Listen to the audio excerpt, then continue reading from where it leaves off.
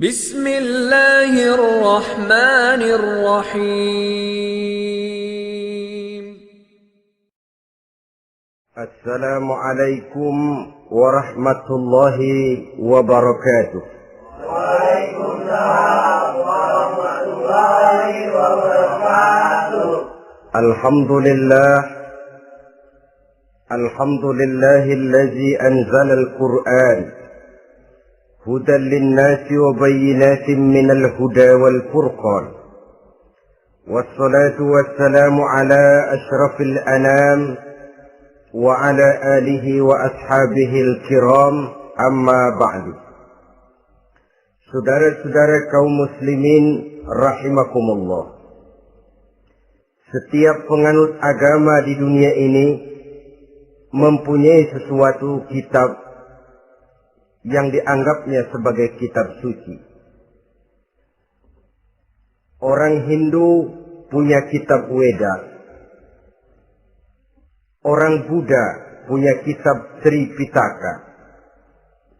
Yahudi mempunyai Taurat. Nasrani mempunyai Injil. Penganut Konghucu punya kitab Tao Te Ching. Orang Majusi punya kitab Zen Avesta. Orang Kebatinan punya kitab Serat Centani, Hidayat Jati, Darmo Gandul, atau Gatoloco. Sementara kita umat Islam oleh Allah diberikan Al-Quranul Karim. Mengapa kita yakini Quran ini sebagai kitab suci? Pertama, ia bebas dari intervensi dan investasi manusiawi. Ia sepenuhnya, baik isi maupun redaksi, adalah produk dari Allah Subhanahu wa Ta'ala. Kita yakini Quran kitab suci karena sampai hari ini belum ada seorang pun yang sanggup membuat seperti itu. Suatu kitab hanya dinamakan suci kalau dia bersih dari investasi dan intervensi manusia. Al-Quran ini sejak turunnya 14 abad yang lalu telah menantang. Wa in kuntum fi raibin mimma nazzalna ala abdina fa'tu bi suratin min misli. Apabila kamu ragu-ragu terhadap kebenaran Quran yang kami turunkan kepada hamba kami Muhammad, atau kamu menyangka Quran itu cuma bikinan Muhammad saja, cobalah kamu buat satu surah saja semacam Al-Quran. Apabila kamu tidak mampu melakukannya seorang diri, wada'u syuhada'akum, ajak seluruh teman-temanmu. Sejak tantangan ini turun 14 abad yang lalu, sampai hari ini, tidak seorang pun yang sanggup membuat satu surah saja semacam Al-Quranul Karim. Barangkali belum pernah ada yang coba-coba. Sudah. Di antaranya apa yang dilakukan oleh Musailamah Al-Kadzab. Dia mencoba membuat satu surah semacam Al-Quran yang kalimatnya sudah berbentuk bait-bait syair, tapi isinya jauh panggang daripada api. Yang kedua, kita yakini Quran sebagai kitab suci karena isi dan ajarannya sesuai dengan fitrah manusia. Suatu kitab dinamakan suci kalau ajarannya sejalan dengan fitrah manusia. Misalnya, manusia secara fitrah, kalau dia laki-laki, normal nafsu kepada perempuan, itu fitrah. Perempuan suka kepada laki-laki, itu fitrah. Kalau ada kitab suci, tapi melarang manusia untuk kawin, kesuciannya perlu diselidiki. Quran kitab suci, sejalan dengan fitrah manusia, maka ia menganjurkan manusia yang mampu untuk melangsungkan perkawinan. Contoh lain, secara fitrah manusia perlu makan. Kalau ada kitab suci yang melarang manusia puasa saja siang malam terus menerus, itu kan sama juga nyuruh orang mati. Quran sesuai dengan fitrah manusia, maka dalam Islam puasa wisol, puasa ngableng apa itu istilahnya, puasa nyambung dari pagi sampai sore sampai malam sampai pagi lagi puasa terus, bukan saja tidak boleh, malah haram hukumnya. Kenapa? Itu bertentangan dengan fitrah manusia. Yang ketiga, kita yakini Quran sebagai kitab suci karena isinya tidak kontroversial. Isinya tidak saling bertentangan satu sama lain. Di ayat manapun Quran mengajarkan Allah itu Esa. Satu kali dia berkata haram, dia akan tetap berkata haram. Isinya tidak kontroversial. Sebab kalau ada kitab suci, di satu pihak mengajarkan Tuhan Esa, di lain ayat mengajarkan Tuhan 3, di lain ayat lagi mengajarkan Tuhan 4, kitab kacau namanya. Bagaimana suatu kitab bernama suci kalau isinya kontroversial satu dengan lainnya? Dari 3 kriteria inilah kita yakini Quran sebagai kitab suci. Masalah yang akan kita bicarakan pada pertemuan kita kali ini, bagaimana sikap kita terhadap Al-Quranul Karim sebagai kitab suci. Berangkat dari sebuah hadis di mana Rasulullah Sallallahu Alaihi Wasallam pernah memberikan tawaran. Beliau bersabda, "Man ja'ala al-Qur'ana amamahu qadahu ilal jannah, wa man ja'ala al-Qur'ana khalfahu saqahu ilan nar." Siapa yang menjadikan Quran sebagai imam, maka Quran akan membimbing dia ke dalam surga. Tetapi siapa yang menjadikan Quran sebagai makmum, maka Quran akan mendorong dia ke dalam neraka. Pilihan terserah kita. Siapa yang menjadikan Quran sebagai imam, ditempatkannya Al-Quran di depan, dia ikuti petunjuk dan ajaran Al-Quran, maka Quran akan membimbing dia ke surga. Surga dunia, lebih-lebih lagi surga akhirat.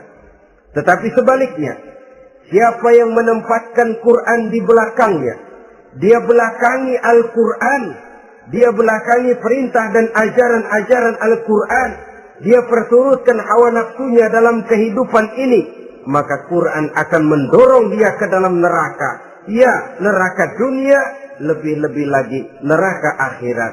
Pilihan terserah kita. Saya mau tanya, kira-kira Quran dalam hidup kita jadi imam apa jadi makmum? Imam apa makmum? Kalau Quran jadi imam, artinya kita umat Islam jadi makmum. Resiko dan logika tentu. Makmum harus ngikuti imam. Imam takbir, makmum takbir. Imam ruku, makmum ruku. Imam sujud, makmum sujud. Imam tahiyat, makmum tahiyat. Itu namanya Quran jadi imam, kita jadi makmum. Artinya dalam terjemahannya pada kehidupan, kalau merah kata Quran, merah kita kata. Hijau kata Quran, hijau kita bilang. Ke barat kata Quran, ke barat kita pergi. Ke timur kata Quran, ke timur kita berangkat. Halal kata Quran, halal kata kita. Haram kata Quran, haram kita bilang. Itu Quran imam, kita makmum. Nyatanya kadang-kadang kontras. Nyatanya kadang-kadang paradok. Merah kata Quran, hijau dong kata kita. Halal kata Quran, remeng-remeng kata kita. Ke barat kata Quran, ke timur kita pergi. Dalam praktek kita mau jadi makmum, Quran kita suruh jadi imam.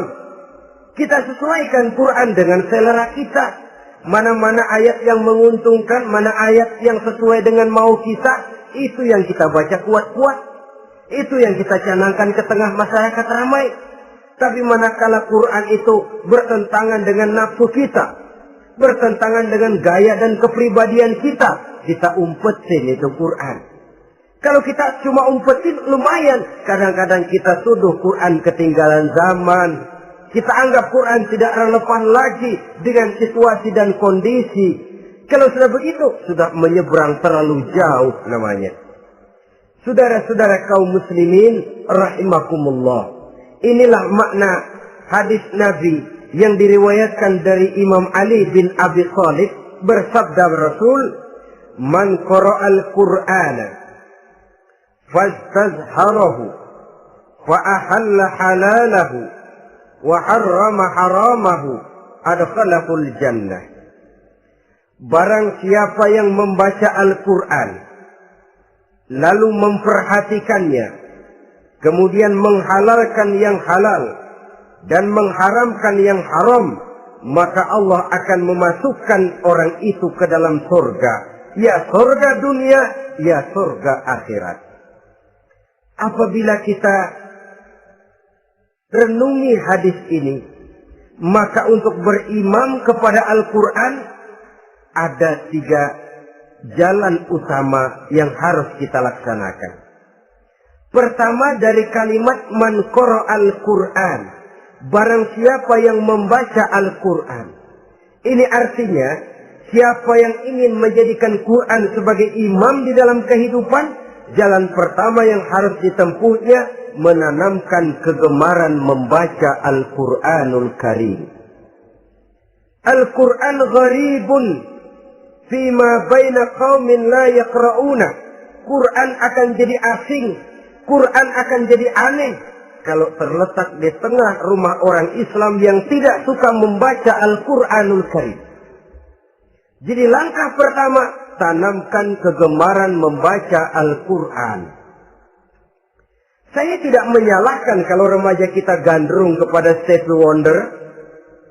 Baik kalau mereka senang kepada suara emasnya Michael Jackson atau suaranya Madonna. Tapi kalau sampai harus mengalahkan kecintaan mereka kepada membaca Al-Quran, ini ironi. Sebagai orang tua, kalau anak-anak kita buta huruf Latin, katanya menghambat pembangunan. Bahkan pemerintah saja menggalakkan bebas 3B itu. Buta aksara diantaranya, supaya rakyat bisa membaca huruf Latin. Kalau anak-anak kita buta huruf Latin, katanya menghambat pembangunan. Bagaimana kalau anak-anak kita buta huruf Quran? Jelas saja menghambat proses kesadaran dan kebangkitan dari dunia Islam itu sendiri. Satu contoh ringan. Dulu sebelum pembangunan merata, listrik belum lagi masuk desa, kampung gelap, rumah pakai lampu minyak. Kalau kita masuk kampung, terasa banyak orang Islam. Kenapa? Di rumah sebelah sana kita dengar anak muda sedang latihan baca rawi. Sebelah sini ibu-ibu sedang selawatan. Di rumah sana remaja sedang baca Quran. Pembangunan maju, listrik masuk desa. Alhamdulillah. Tapi apa yang kemudian terjadi? Proses pergeseran nilai. Setelah listrik masuk desa, radio main kenceng-kencengan. Televisi main gede-gedean. Baca Quran sudah barang aneh, langka. Tengoklah sekarang kalau kita masuk kampung, ada yang remaja sedang baca Quran. Rasanya kok aneh, nggak umum. Sesuatu yang baik malah menjadi nilai-nilai keanehan. Saudara-saudara kaum muslimin rahimakumullah, tanamkan kegemaran membaca. Dalam satu hadis Nabi pesan, nawiru buyutakum bitilawatil Quran. Sinari rumah tanggamu dengan bacaan Quran. Sebab listrik ini cuma bisa menerangi gelap, tapi tidak akan sanggup menerangi hati manusia. Quran produk Allah dibaca dalam segala keadaan, tepat dan pantas. Lihat saja, orang sedih baca Quran, terhibur. Orang gembira baca Quran, tidak lupa diri. Di rumah mewah ada yang baca Quran, bagus. Di gubuk reot di pinggir kali ada yang baca Quran, cocok. Orang kawin dibacakan Quran, bagus. Orang mati dibacakan Quran, tidak jelek. Dalam segala keadaan, in all season, bahasa kerennya, dia pantas dibaca. Saudara-saudara, bahkan orang sakit gigi pun kalau dengar baca Quran, tidak marah. Coba lihat. Dia senang benar lagu Michael Jackson, tapi giliran sakit gigi, coba setelin lagu Michael Jackson, kalau nggak mencah-mencah. Kamu gila apa nggak tahu saya lagi sakit gigi? Tapi coba bacakan Quran. Dia pasti tidak marah. Begitu besar daya pengaruhnya. Bahkan Abu Jahal sama Abu Lahab pernah rapat. Kata Abu Jahal sama Abu Lahab, Mas Lahab, gini loh Mas. Kenapa? Ini saya pikir-pikir salah satu yang menyebabkan kenapa saudara kita banyak ikut ajaran Muhammad. Mereka kalau sudah dengar bacaan Quran terpesona. Jadi kita blokir saja. Caranya gimana? Kasih pengumuman kepada Quraisy, jangan sekali-kali mau dengerin Muhammad baca Quran. Kamu juga jangan. Dan kamu, saya pun begitu. Mari kita janji, tidak mau dengar bacaan Quran. Salaman. Pulang ke rumah masing-masing. Dapat 1 hari tahan, 2 hari bertahan, 3 hari, seminggu ke atas. Abu Jahal mulai ada semacam rindu. Kangen pengen dengar ayat Quran.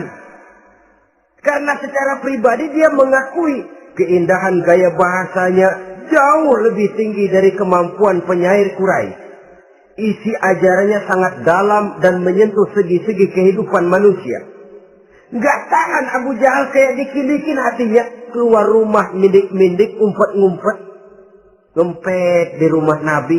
Pengen dengar Nabi baca Quran. Rupanya Abu Lahab sama. Pikir Abu Jahal, Abu Lahab nggak bakalan keluar. Abu Lahab berpikir, Jahal pasti di rumah. Dua-duanya bareng berangkat ke rumah Nabi. Cuma yang satu dari sebelah barat, yang satu dari sebelah timur. Ngempet, ketemu di sudut, sama-sama kaget. Jahal, loh kamu Lahab? Iya.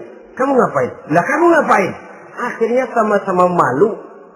Sama-sama tidak bisa menahan diri. Akhirnya sama-sama ngakuin. Bagaimanapun kita harus akui bahwa Al-Quran ini mengandung daya pesona yang sangat luar biasa. Itu dari segi bacaan. Belum lagi dari segi ajaran. Belum lagi dari segi isi. Tanamkan kegemaran membaca Al-Quran. Sampai-sampai Nabi katakan, Innal ladzi laisa fi jawfihi syai'un minal Quran kal baitil kharib. Orang yang dari tenggorokannya belum pernah keluar ayat Quran barang sepotong pun, belum pernah ngaji barang seayat pun, itu orang kata Nabi kal baitil kharib, kayak rumah kosong. Rumah kan kalau kosong biar bagus, mewah, besar, perabotannya lengkap. Kalau kosong, angker. Setan kuntilanak memedi, betah benar di situ. Saudara-saudara kaum muslimin rahimakumullah. Dalam satu percontohan Nabi mengatakan begini. Masalul mu'minil ladzi yaqra'ul Qur'an kamasalil utrujah. Rihuha thayyibun wa ta'muha murr wa ta'muha thayyibun. Orang mukmin yang suka membaca Quran adalah ibarat buah utrujah.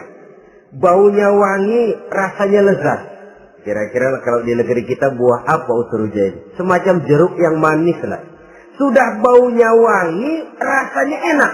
Itu buah itu. Orang mukmin yang suka baca Quran kayak buah itu. Baunya wangi, rasanya enak. Artinya syiarnya hidup, isinya memang orang mukmin. Sebaliknya, wa masalul mu'minil ladzi la yaqra'ul Qur'an kamasalit tamrah la riha laha wa ta'muha hulwun.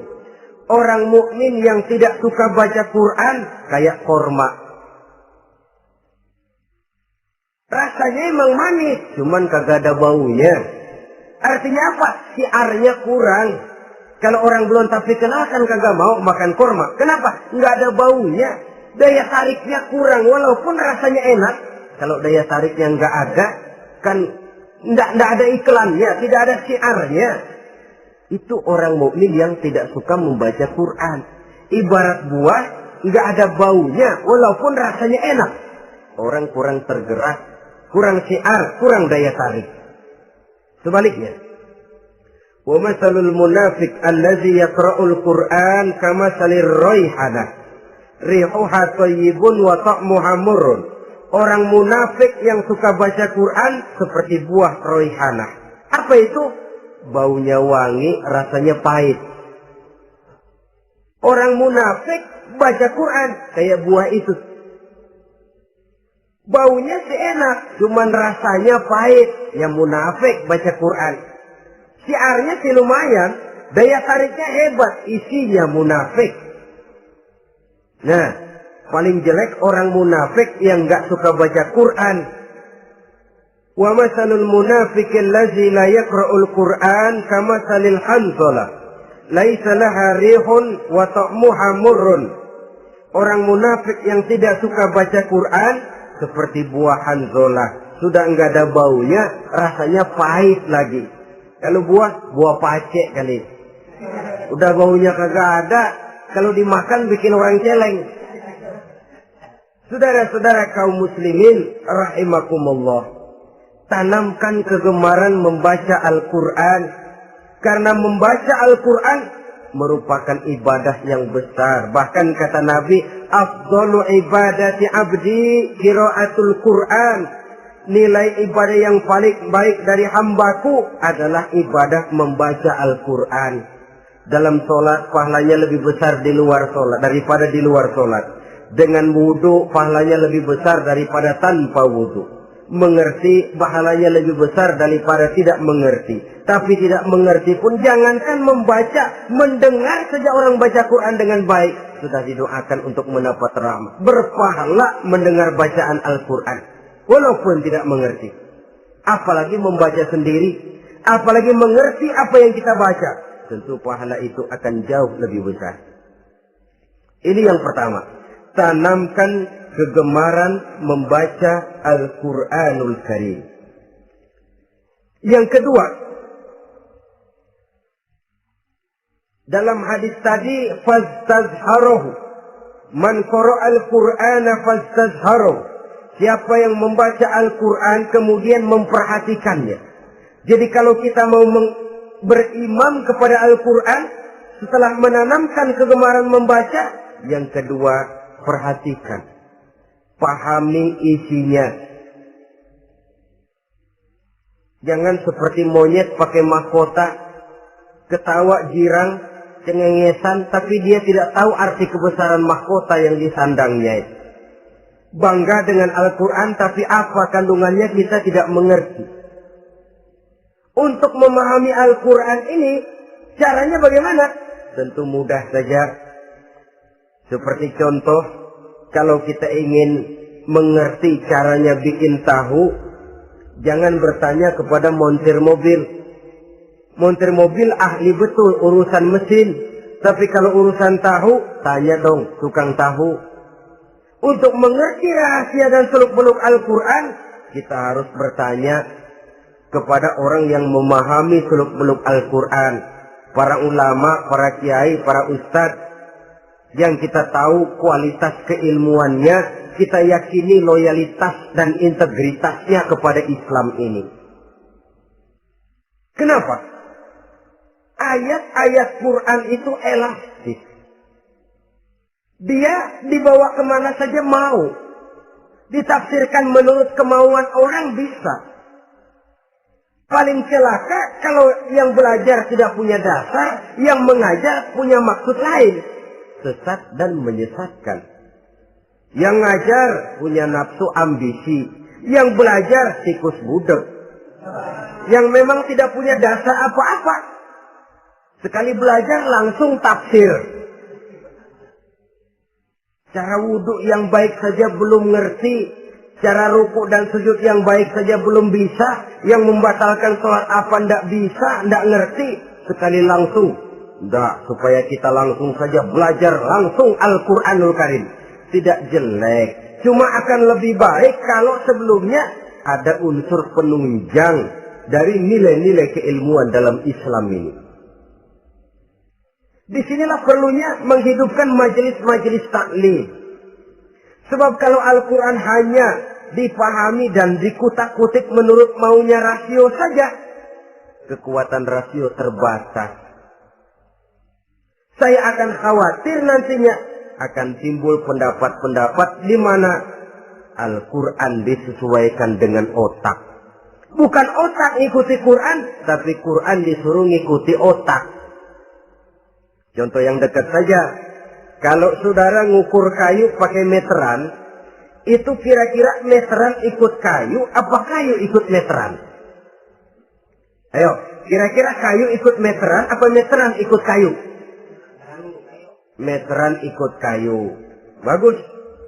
Kalau meteran ikut kayu, artinya nggak ada meteran benar di dunia ini. Kayunya kependekan, meterannya dipotong. Kan begitu loh. Meteran ikut kayu namanya. Bukan meteran ikut kayu, tapi kayu yang harus ikut meteran. Otak harus ikut wahyu. Jangan wahyu disuruh ikut otak. Manusia ikut Quran, jangan Quran disuruh ikut manusia. Dan kaum orientalis, ya, orang barat di luar Islam yang mendalami, mempelajari Islam dengan tujuan mencari kelemahan Islam untuk menghantam umat Islam. Itu sengaja mencari ayat-ayat yang mereka kumpulkan untuk menghantam umat Islam. Supaya mereka meragukan Qur'annya untuk kemudian pada suatu saat meninggalkan Qur'an sama sekali. Timbullah pendapat ada ayat Quran yang sudah tidak sesuai lagi katanya dengan situasi dan kondisi. Seolah-olah otak manusia sudah jauh lebih pintar daripada Al-Quranul Karim. Saudara-saudara kaum muslimin rahimakumullah. Inilah yang kita berlindung dari Allah. Sebab secara demikian dengan kata lain kita secara tidak sadar sudah mengurangi kemahamutlakan dan kesempurnaan dari Allah Subhanahu wa ta'ala. Untuk memahami Al-Quran, maka kita harus bertanya kepada ahlinya, mengaji, menghidupkan majelis-majelis taklim. Jangan sampai Al-Quran menjadi awam di tengah masyarakat Islam sendiri. Ini jalan yang kedua, memahami isinya. Sehingga dengan demikian, manakala Al-Quran dibacakan orang, pemikiran kita tidak lagi terpusat kepada kemerduan suara orang yang membaca, tapi tertuju kepada isi yang dikandungnya. Sehingga dalam kondisi semacam itu, boleh jadi tiap kali dibacakan Al-Quran, nilai iman makin tambah. Kita dengar orang baca, Alam taro kaifa fa'ala rabbuka bi ashabil fil. Terbayang oleh kita bagaimana Raja Abrahat dengan pasukannya mau menghancurkan Ka'bah.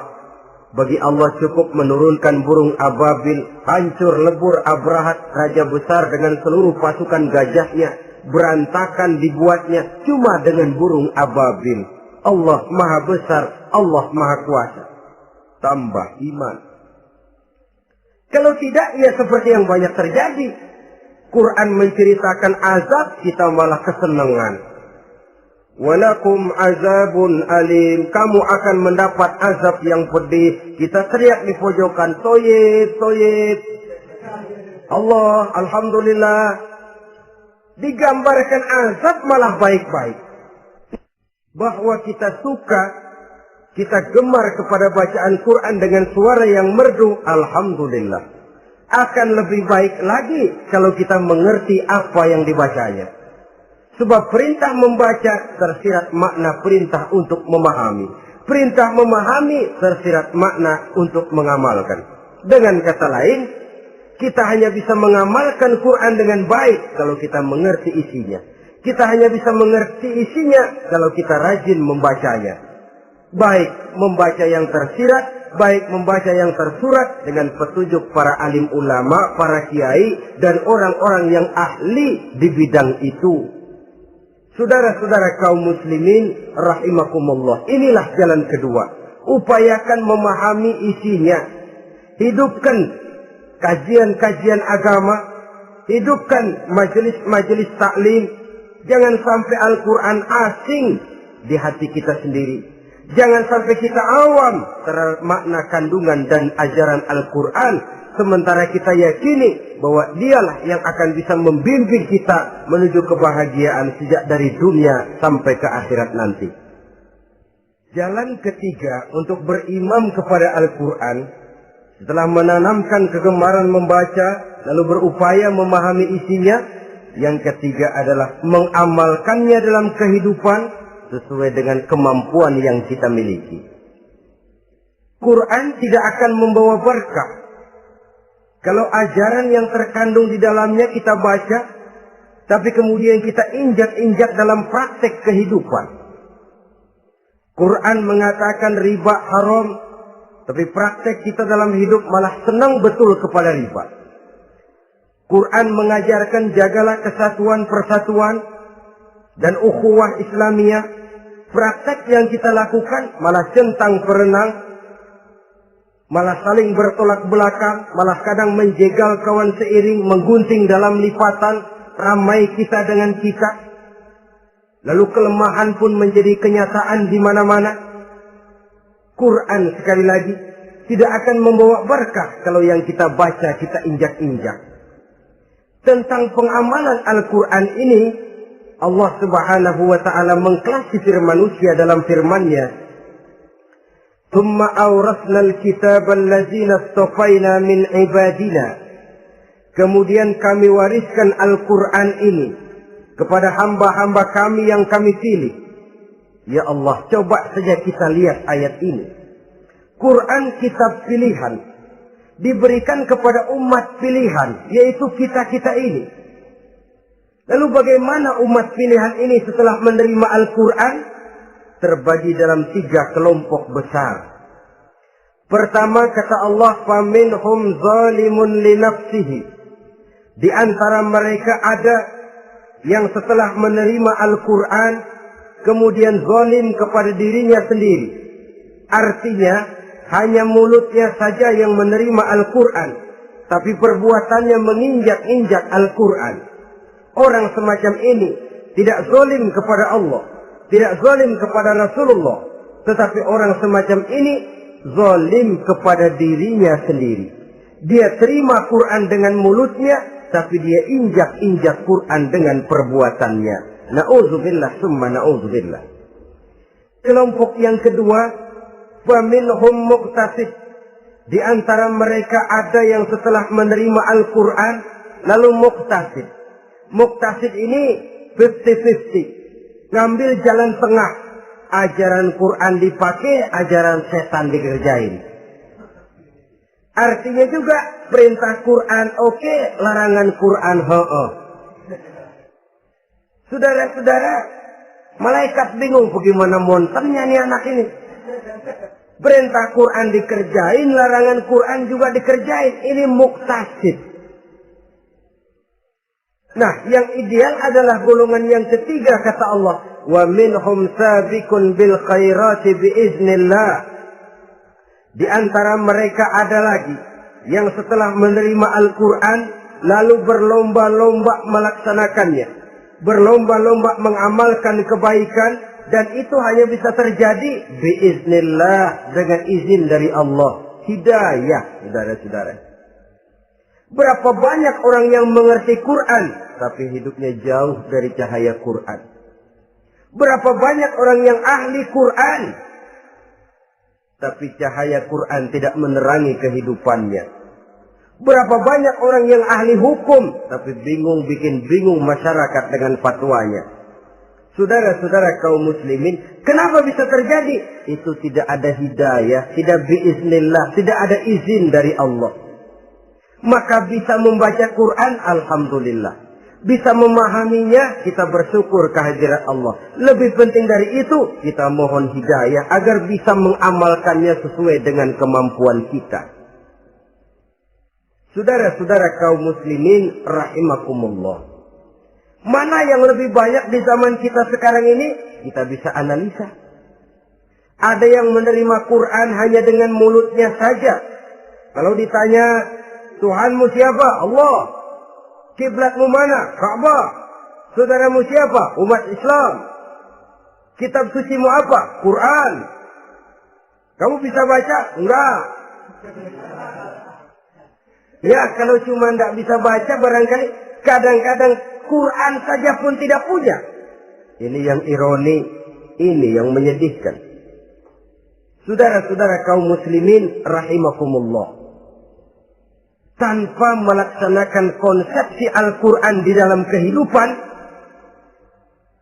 maka kesenangan kita membacanya, pengertian kita tentang Al-Quran, barangkali tidak akan bisa berbuat terlalu banyak di dalam kehidupan.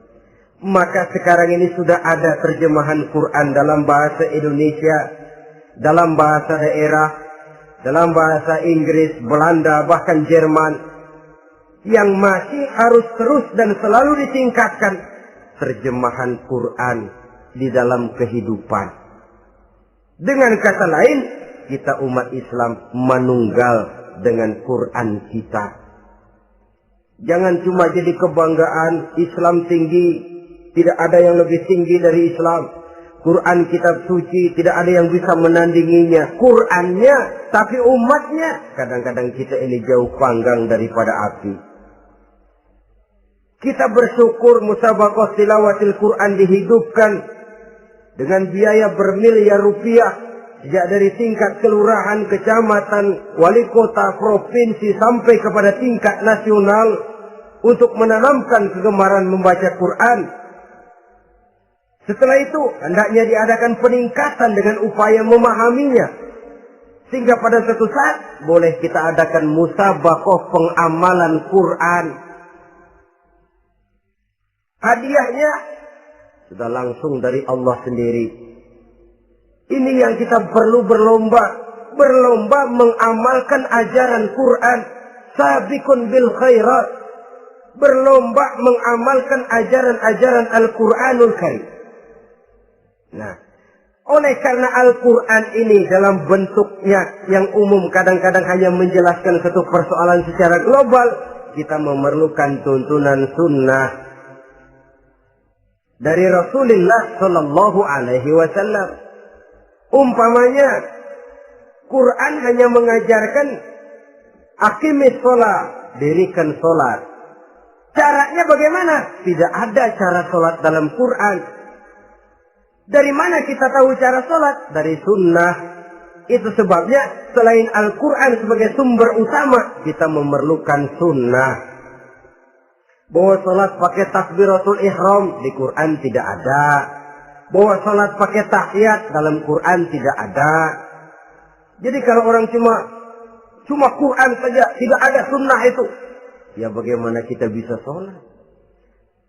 Quran cuma mengatakan wa atimul hajja wal umrata lillah, laksanakan haji dan umrah karena Allah.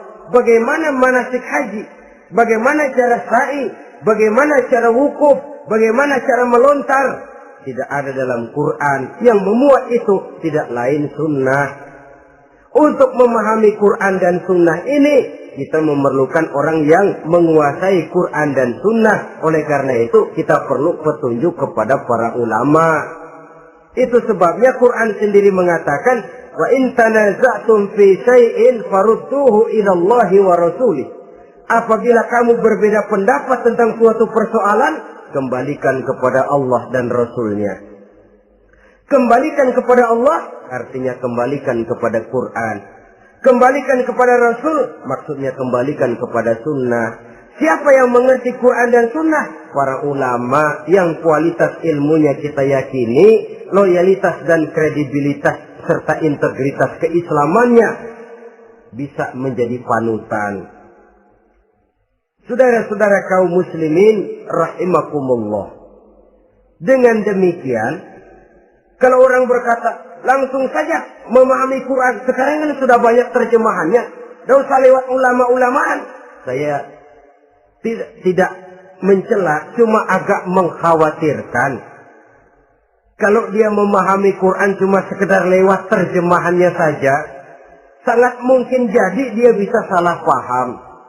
Kita memerlukan bantuan sunnah, kita memerlukan petunjuk para ulama yang menguasai di bidang itu. Kembalikan kepada Quran dan sunnah, artinya bertanya kepada orang yang memahami Quran dan sunnah. Nah, dengan begitu kan akan terjadi perbedaan pendapat.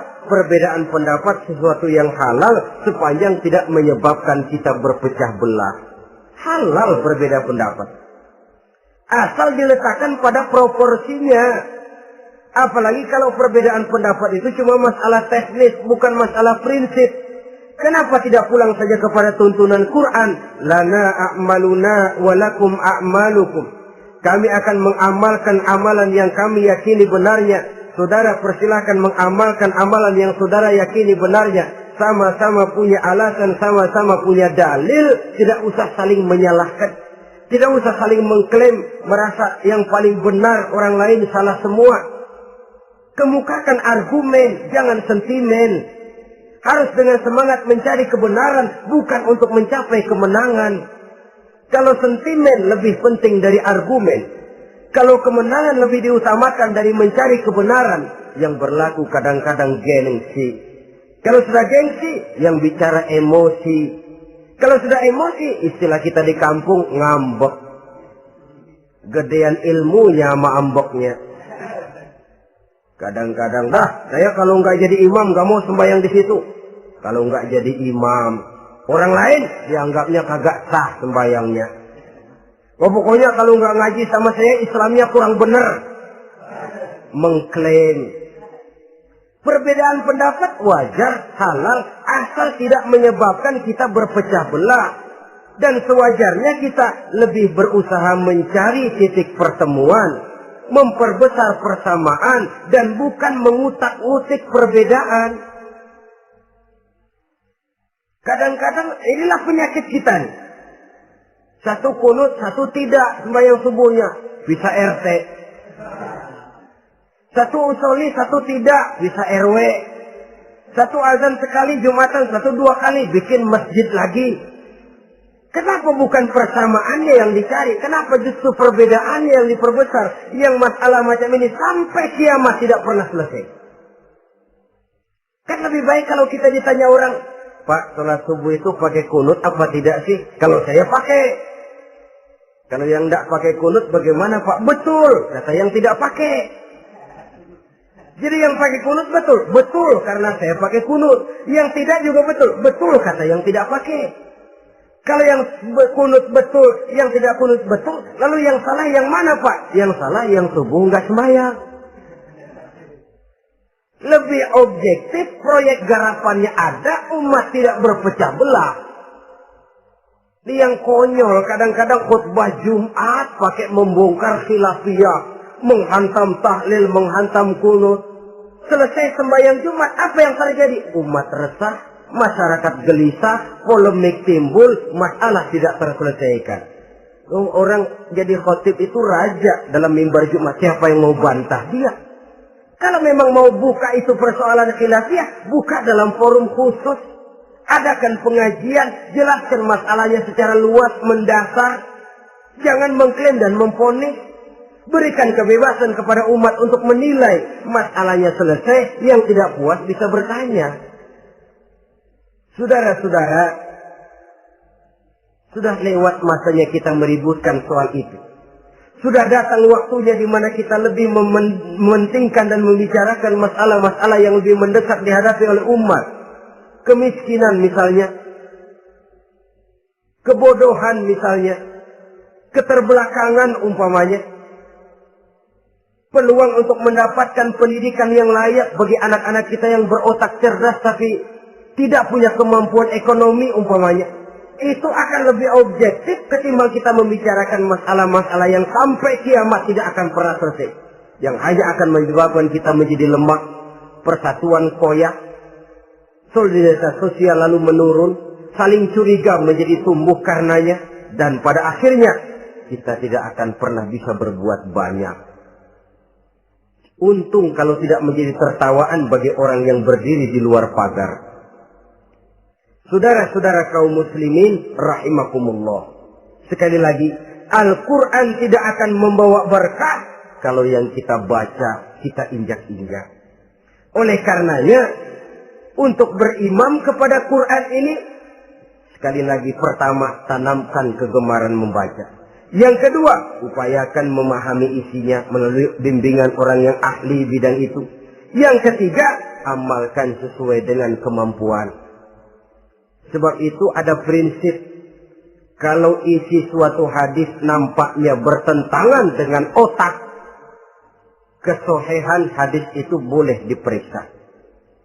Tapi kalau ayat Quran nampaknya bertentangan dengan otaknya yang harus diperiksa.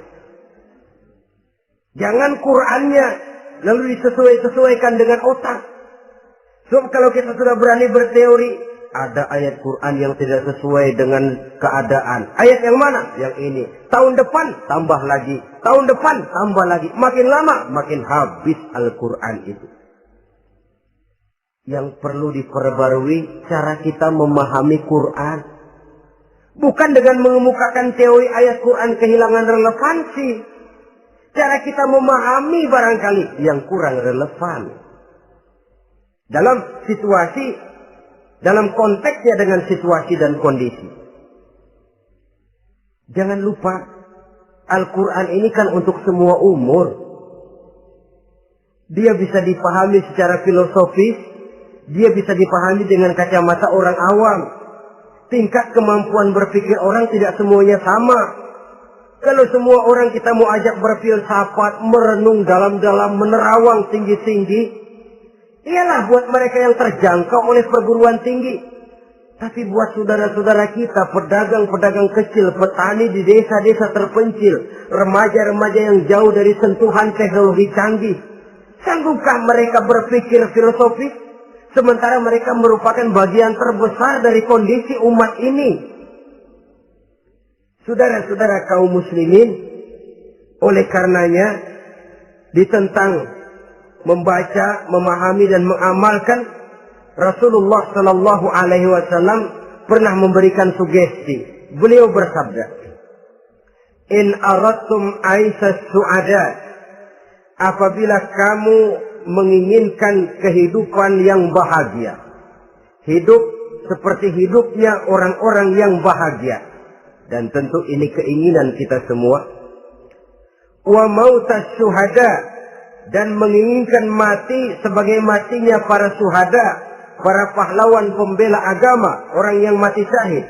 Wah, ini sudah tidak duanya ini. Hidup mulia, mati syahid. Dapat dua-duanya.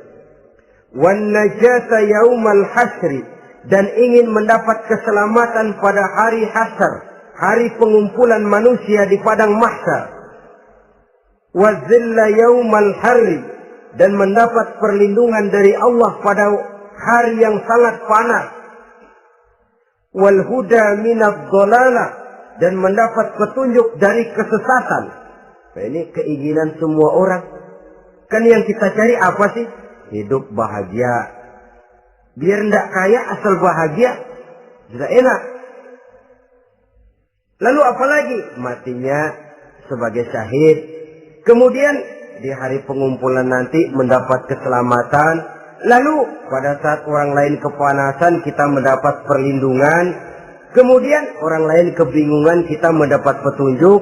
Kalau ini yang diinginkan kata Nabi, resepnya fa'adimu qiraatal Quran.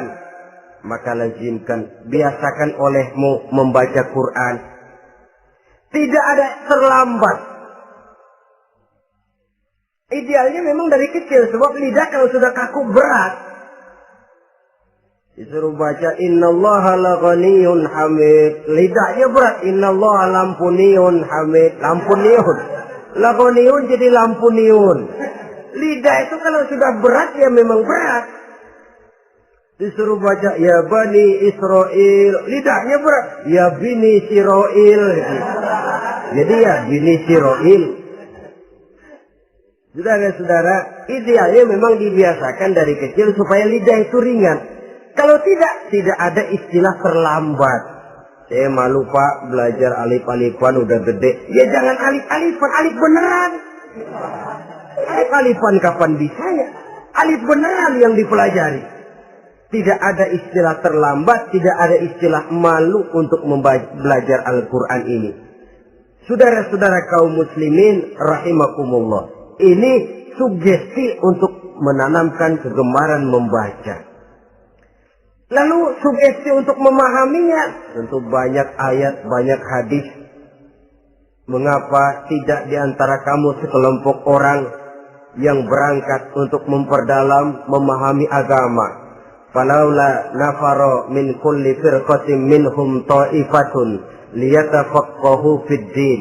Di tengah kelompok orang yang berangkat belajar teknologi canggih, di tengah grup orang yang mendalami ekonomi, di tengah kelompok orang yang membidangi hukum, di tengah kelompok orang yang sibuk meneliti ilmu-ilmu kedokteran, mengapa tidak ada kelompok orang yang secara takhasus liyatafaqahu fid din, mendalami agama ini, mendalami Quran ini?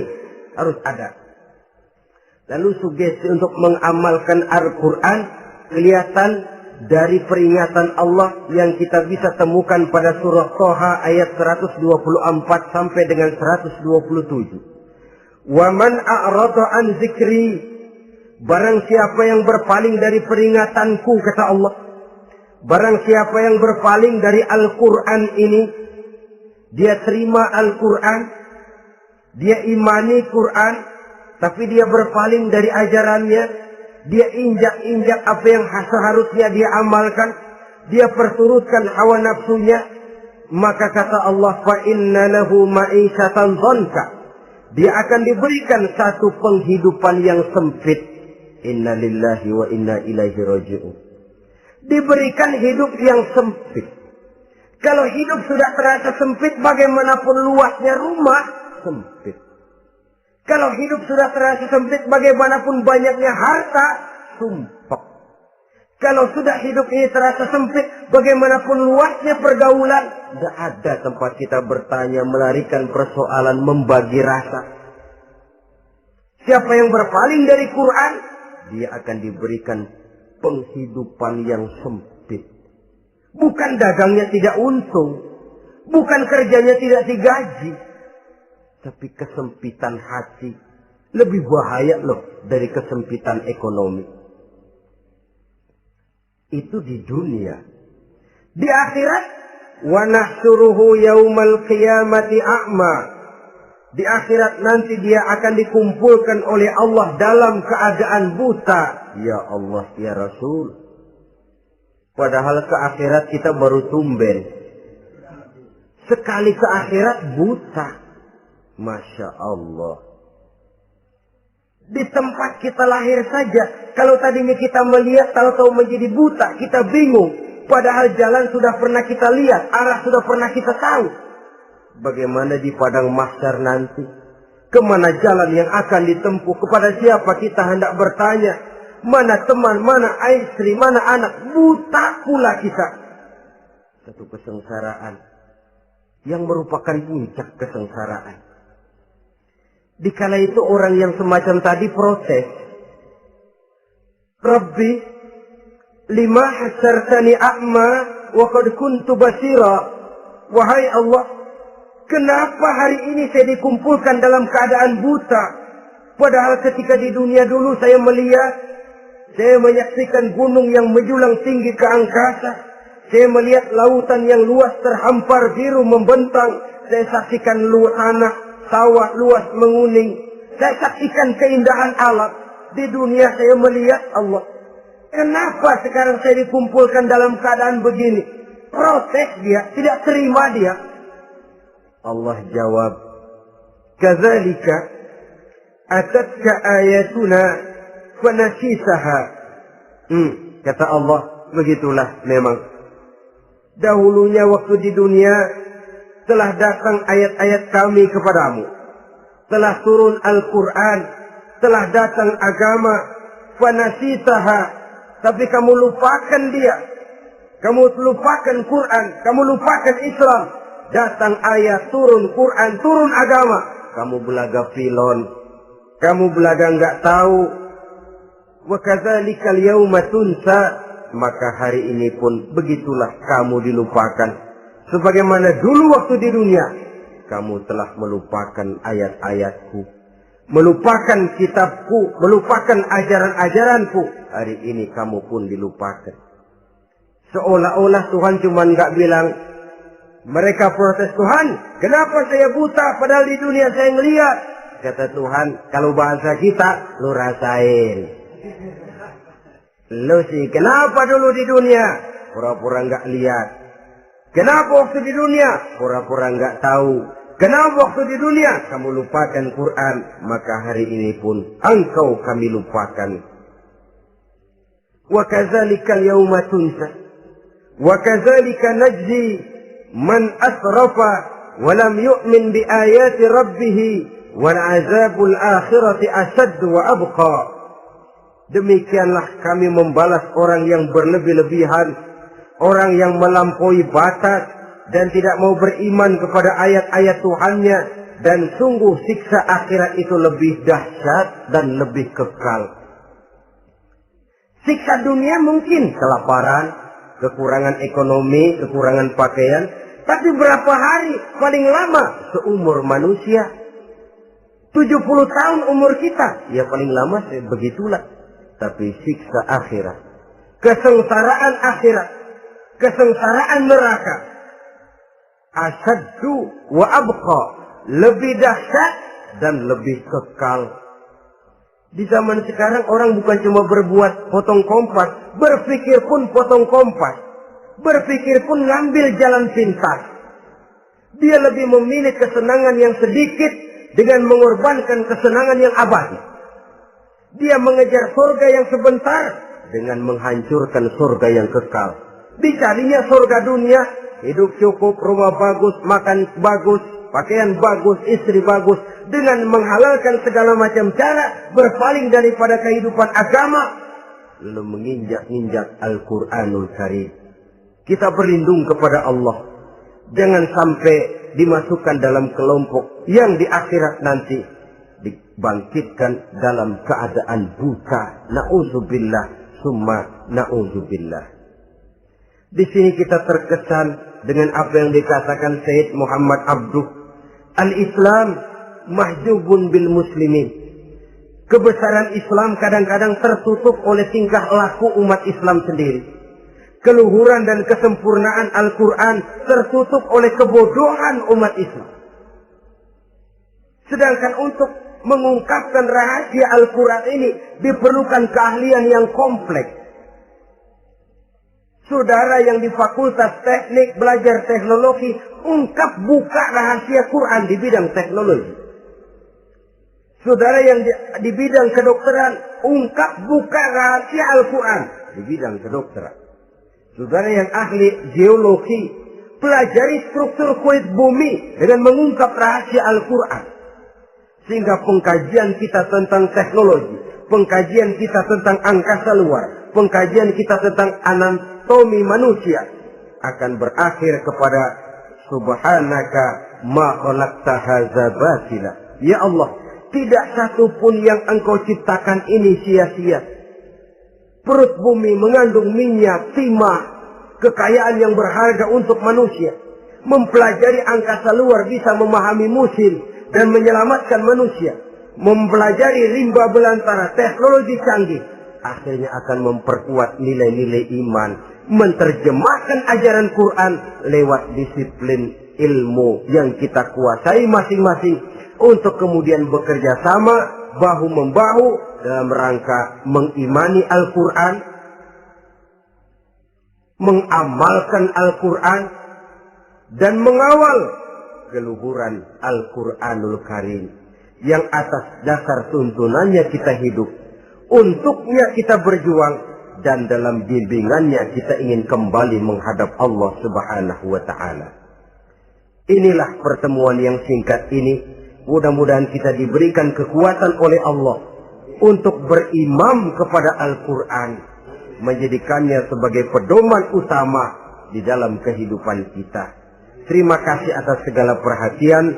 Mohon maaf atas segala kekurangan. Usikum wa nafsi bitaqwallah. Wassalamualaikum warahmatullahi wabarakatuh.